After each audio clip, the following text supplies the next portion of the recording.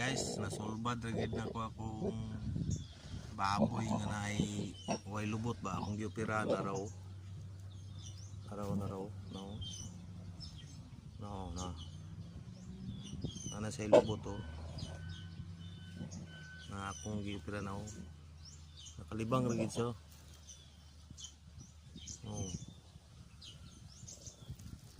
Muli akong igo sa opera.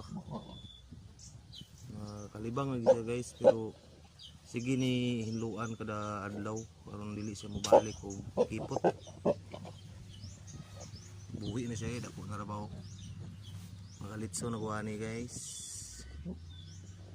Itistingan lang na ako opera ba og okay ba? Okay day. Pero sige lagi ni mo hunaran. Aron di siya mobalik og kipot. Araw. Gawas na iyang tai ba. Igo bisa sa opera. Pero ang uban na nigo dili maoperahan kay namatay.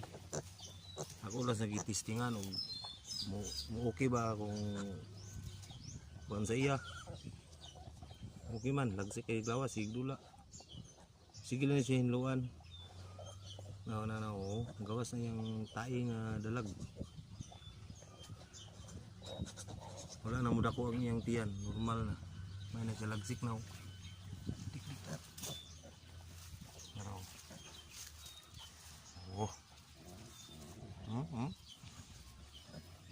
Paigad na siya, paigad na. Wala na siya, may na kayo siya. Hinggo na sa nakunis kapon na pod. Naluwas ra siya, naluwas. Makalitso na ko ani sa iya po.